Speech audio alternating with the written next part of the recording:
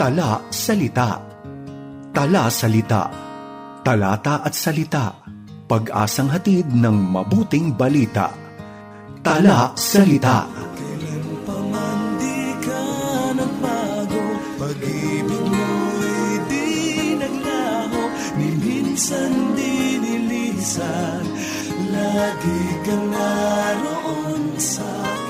Isang mapagpalang araw sa iyo, kaagapay. Ako ang iyong kasama, Ronel Rubrica ng Kamuning Bible Christian Fellowship para sa programang Tala Salita, Talata at Salita mula sa inspirasyong hatid ng kaliwanagan sa Biblia. When we come to the book of Revelation and gaze into heaven, makikita natin ang patuloy at walang tigil na mga pagpapahayag ng papuri sa ating Diyos. As the 4 living creatures and 24 elders thought of God as Creator, they sang, "Worthy are you, our Lord and our God, to receive glory and honor and power. For you created all things, and because of your will, they existed and were created." Revelation chapter 4, verse 11. When they thought of Jesus Christ as Redeemer, kasama ang hindi mabilang na karamihan, sama-sama silang umaawit. Worthy is the Lamb that was slain to receive power and riches and wisdom and might and honor and glory and blessing. To him who sits on the throne and to the Lamb be blessing and honor and glory and dominion forever and ever. Revelation chapter 5 verse 12 and 13. Kalaunan nang ang mga tinubos mula sa bawat lipi, wika, bayan at bansa ay nagtipon sa paligid ng trono, sila ay sumigaw ng may malakas na tinig, "Salvation to our God who sits on the throne and to the Lamb." Then the angels, 24 elders and living creatures raised their voices, "Amen, blessing and glory and wisdom and thanksgiving and honor and power and might be to our God forever and ever. Amen." Revelation chapter 5 verse 10 and 12. Isa pang tagpo sa langit ang makikita sa chapter 15 kung saan ang mga matagumpay na tinubos ay umaawit ng papuri sa Diyos. "Great and marvelous are your works, O Lord God the Almighty. Righteous and true are your ways, King of the nations, who will not fear, O Lord, and glorify your name. For you alone are holy, for all the nations will come and worship before you, for your righteous acts have been revealed." Revelation chapter 15 verse 1 through 4. Napansin ba ninyo ang magkakatulad na tema na makikita sa mga doxological passages na ito sa Revelation? The worshipers acknowledge the glory, honor, wisdom, and power of the Father and Son. While worshiping God as Creator happens in chapter 4, the rest of the doxologies contain a gospel context. My excursus or appendix in Revelation is to simply demonstrate that Paul was in concert with the habits of eternity through his Romans doxology. "Now to him who is able to strengthen you according to my gospel and the preaching of Jesus Christ, according to the revelation of the mystery that was kept secret for long ages, but has now been disclosed, and through the prophetic writings has been made known to all nations, according to the command of the eternal God, to bring about the obedience of faith, to the only wise God be glory forever through Jesus Christ. Amen." Romans chapter 16 verses 25 through 27. Ipinapaalala sa atin ni Pablo sa pagtatapos ng kanyang liham na ang sukdulang layunin ng Ebanghelyo ay ang walang hanggang kaluwalhatian ng Diyos. The ultimate goal of the gospel is God's eternal glory. Just like what transpires in heaven, Paul calls us to glory in our God by glorifying in the gospel. Our God is glorified in and through the gospel of Jesus Christ. Ang konseptong ito na ang sukdulang layunin ng Ebanghelyo ay hindi tungkol sa atin, kundi sa kaluwalhatian ng Diyos. Ito ay crucial at practical paradigm shift mula sa karaniwang paniniwala na ang Ebanghelyo ay umiikot lamang sa atin. John Piper has often pointed out, God is most glorified in us when we are most satisfied in Him, and we are most satisfied in Him when we get a glimpse of His infinite beauty and the greatness of His manifold perfections. Wayne Grudem states that God's glory is the visible manifestation of the excellence of God's character. Robert Raymond puts it, God's glory is the sum total of all of His attributes as well as any one of His attributes. Thomas Schreiner defines the glory of God as the beauty, majesty, and greatness of God who is. Therefore, in all He does, whether in salvation or in judgment, the greatness of His being is demonstrated. In what other ways does the gospel redound to the glory of God? Pansinin natin ang dalawang mahalagang bagay na dapat isaalang-alang. Una, God is glorified for making known the obedience of faith through the gospel to the nations.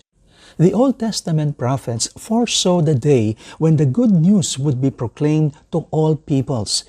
Ito ang ipinahihiwatig ni Pablo sa katagang, "But has now been disclosed and through the prophetic writing has been made known to all nations." Paul is emphasizing the universal applicability of the gospel. After Jesus' resurrection, Christ commanded us to take the good news to the nations. The gospel is for the nations. God is pleased to reveal Himself through the gospel. Ang Diyos ay naluluwalhati kapag ang mga tao mula sa bawat wika, lipi at bansa ay sumasampalataya at sumusunod kay Jesucristo. Kaya naman, tayong lahat ay dapat magsikap upang maisakatuparan ang layuning ito. Paul is glorying in the gospel that God has made known that brings the multiplied thousands of people groups unto an obedient faith in Christ. God has made you for global purposes. God has made you for something very large. God did not make known His ways or reveal His glory or display His marvelous works for you alone or for your ethnic group alone. God is for all peoples. The gospel is for all peoples. Ano ang dapat mong maramdaman tungkol sa pandaigdigang layunin ni Jesucristo na Siya ay maluwalhati sa gitna ng lahat ng mga bansa? To belong to Jesus is to embrace nations for which He died and which He will rule. Every follower of the Lord of Lords and King of Kings embraces this purpose and finds the consummation of his reason for living in being a part of this great purpose of God to be glorified among all the nations. Tayong mga nakakita ng kaluwalhatian ng Diyos kay Kristo ay pinagkalooban din ng pribilehiyong ipahayag ang kaluwalhatian ng Diyos na nahayag sa Ebanghelyo. For God who said, "Let light shine out of darkness," has shone in our hearts to give the light of the knowledge of the glory of God in the face of Christ. 2 Corinthians chapter 4 verse 6. The gospel is the good news of our final and full enjoyment of the glory of God in the face of Christ. The believer longs for God's glory to be served through the salvation of people from every tribe, tongue, and nation. The church should desire for the salvation of the nations. Kalooban ng Diyos na ang ebanghelyong ito ay maiprating sa lahat ng mga bansa upang ang lahat ng sumusunod dahil sa kanilang pananampalataya ay maligtas. And the logic is this: Lord, you have blessed us so that they would be blessed and you will be glorified. That's the logic. Lord, you have blessed us so that they, the nations, will be blessed and that all of us together will praise you and glorify you. Now, when we herald the death and resurrection of Jesus as good news, we are not just exulting in God's acts or God's gifts. We are showing the final joyful reason for calling them good news. When we proclaim that the death and resurrection of Jesus is the ground for propitiating God's wrath and forgiving sin and imputing righteousness, we are not just assuaging or appeasing guilt and relieving fears. We are displaying the glory of God. At may mensahe para sa atin dito. Kapag nakita natin ang kasaganaan ng mga biyayang ibinuhos ng Diyos sa atin, hindi dapat nakatuon lamang ang ating mga mata sa pagtatamasa ng mga pagpapalang Kanyang ipinagkaloob, ni maging sa ating pasasalamat sa Kanya para sa mga ito. Sa halip, ang ating mga mata ay dapat tumingin sa mga bansa at sa mga taong nangangailangan ding makarinig ng Ebanghelyo.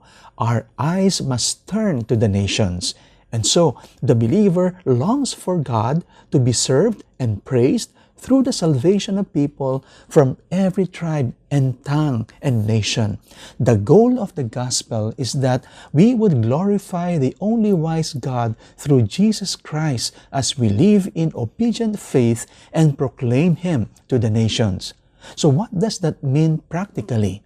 It means that the person of another race or language, background, or social upbringing, or educational tire, or political affiliation, or any other social and personality distinction is someone that needs the gospel.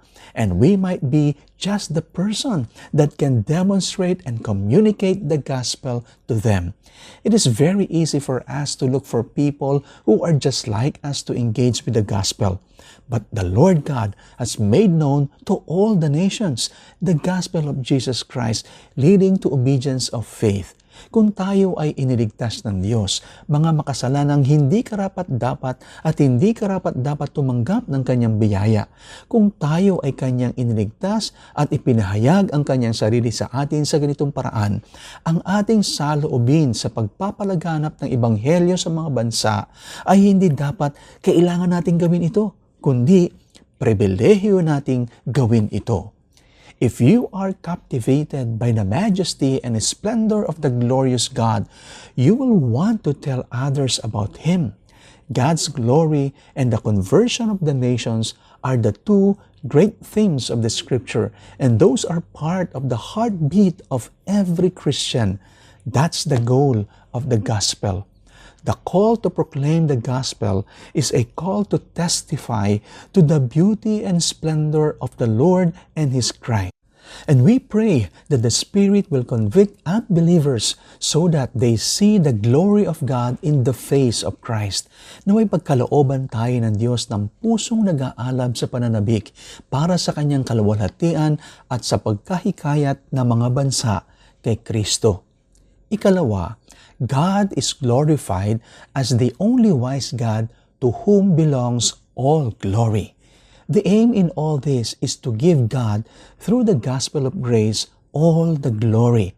To the only wise God be glory forevermore through Jesus Christ. Amen. The gospel leads us to the glory of God alone. Ang Kanyang plano ng kaligtasan ay hindi isang bagay na kayang likhain o isipin ng tao. Hindi ito bunga ng pinagsama-samang pinakamuhusay na kaisipan ng mga dakilang reliyosong isipan sa buong kasaysayan. Kailanman ay hindi natin ito maiisip o mabubuo sa ating sariling kakayahan. Sa halip, ang Diyos ang nagplano at nagpahayag ng Ebanghelyo ayon sa Kanyang walang hanggang karunungan upang magdala ng walang hanggang kaluwalhatian sa Kanya sa pamamagitan ni Jesucristo. The God who has planned salvation history is all-wise, and He deserves glory forevermore. Paul's doxology is, to the only wise God through Jesus Christ be the glory forever. From whichever angle you trace it, from the origin to the means to the destination, God alone gets the glory. After the apostle had considered the wonders of God's grace in election and redemption, he stopped to worship. Oh, the depth of the riches and wisdom and knowledge of God! How unsearchable are His judgments and how inscrutable His ways! For from Him and through Him and to Him are all things. To Him be the glory forever. Amen. Romans chapter 11, verse 33 and 36. Our individual redemption, while a gift of the gospel, is not the final goal of the gospel. The glory of the blessed God is the ultimate end of the good news. Dr. John MacArthur explains, the gospel reveals God's glory. That is, the perfections of His person or attributes, including His holiness, hatred of sin, and justice, the demand of punishment for violation of His law, and grace, the forgiveness of sin. Matthew Henry writes, much of the glory of God appears in the works of creation and providence, but much more in the gospel, where it shines in the face of Jesus Christ. God's name is honored in both salvation and judgment. Ang pangalan ng Diyos ay naluluwalhati kapwa sa kaligtasan at sa paghatol. Gayunman, ang focus ng kasulatan ay ang kaluwalhatian ng Diyos sa pagliligtas sa kanyang bayan. Kaya't hindi katakataka na makita nating ang Diyos ay natatanging naluluwalhati kay Jesucristo, and particularly in the salvation He accomplished in His cross and resurrection. Inihahayag ni Kristo ang kanyang kaluwalhatian sa pamamagitan ng Ebanghelyo, ang kanyang kamatayan at muling pagkabuhay, ang mga pangyayaring pinakamalinaw at pinakamaningning na pagpapakita o nagpapakita ng kanyang kaluwalhatian. There is a divine glory in the way Jesus embraces death and what He accomplished by it. When Paul speaks of the gospel of the glory of Christ, he means that the events of the gospel are designed by God to reveal the glory of Christ. This is not incidental to the gospel.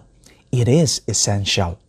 The gospel would not be good news if it did not reveal the glory of Christ for us to see and savor. The glory of Christ which we see in the gospel is God's glory. John Piper, in his book, God is the Gospel, presents at least 3 reasons. The first is that God speaks the light of the glory into being in our hearts. 2 Corinthians 4:6 makes this clear. For God, who said, "Let light shine out of darkness," has shone in our hearts to give the light of the knowledge of the glory of God in the face of Christ. When this light shines in the soul by God's sovereign creation, what the soul sees is the glory of Christ acting in the gospel. Therefore, when the gospel is preached in its fullness and by God's mighty grace, Satan's blinding power is overcome. And God says to the human soul, "Let there be light." What the soul sees and savors in the gospel is the light of the gospel of the glory of Christ. Kaya't ang liwanag ng kaluwalhatian ni Kristo na sumisinag sa Ebanghelyo ay ang liwanag ng kaluwalhatian ng Diyos. Our God is glorified in and through the gospel of Jesus Christ. At ang unang dahilan ay ang Diyos mismo ang nagsasalita at nagpapasinag ng liwanag ng kaluwalhatiang ito sa ating mga puso. The second reason that the glory of Christ is the glory of God is that Christ's image is the image of God. God says this explicitly in verse 4 and then differently in verse 6. In verse 4, He refers to the light of the gospel of the glory of Christ, who is the image of God. And in verse 6, He refers to the light of the knowledge of the glory of God in the face of Jesus Christ. Thus, He shows that the glory is one glory by saying it in 2 ways.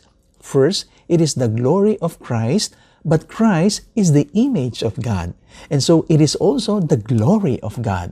Or again, it is the glory of God, but it is in the face of Jesus Christ. So it is also the glory of Christ. The third reason that the glory of Christ is the glory of God is that Christ is God. Jesus Christ is the radiance of the glory of God and the exact imprint of His nature. Hebrews chapter 1 verse 3. His glory is the glory of God because Jesus Christ is God. The glory of the only Son, not the creature sons like us, but the divine Son, is the glory of the Father because they are of the same essence, the same divine being. In Him, the whole fullness of deity dwells bodily. Colossians chapter 2 verse 9 and also chapter 1 verse 19. This is the fullest reason why He is called the image of the invisible God in Colossians chapter 1 verse 15.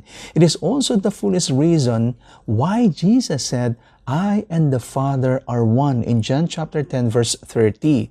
And whoever has seen me has seen the Father, John 14 verse 9. And the Father is in me and I in the Father, John chapter 10 verse 38. And I am the Alpha and the Omega, the first and the last, the beginning and the end. Revelation chapter 22 verse 13. Ang kalwalhatian ni Kristo ang iisang kalwalhatiang hinihintay nating lahat. Our blessed hope, the appearing of the glory of our great God and Savior Jesus Christ. Titus chapter 2 verse 13. There is a glory of the Father and a glory of the Son, but they are so united that if you see the one, you see the other.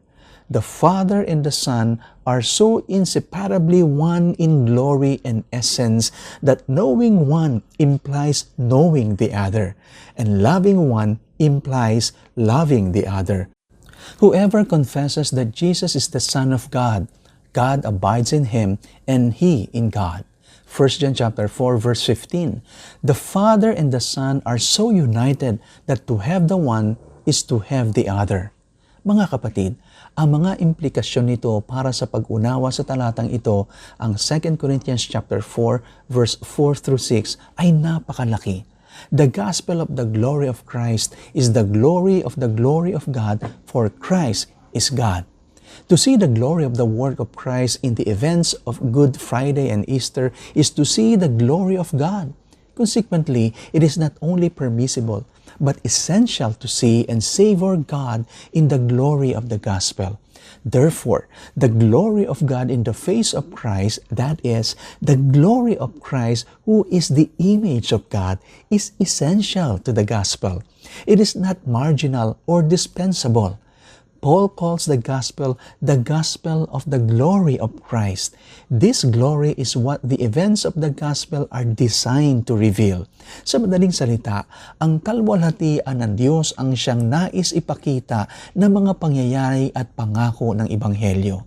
It is true that all the Scripture has the mark of God's glory on it, since He is its theme and author. But in the gospel events of Christ's crucifixion and resurrection, the terrible and wonderful events of Good Friday and Easter, the glory of God shines most brightly. Kaya napakahalaga na isipin natin ang Ebanghelyo bilang paghahayag ng kalwalhatian ng Diyos.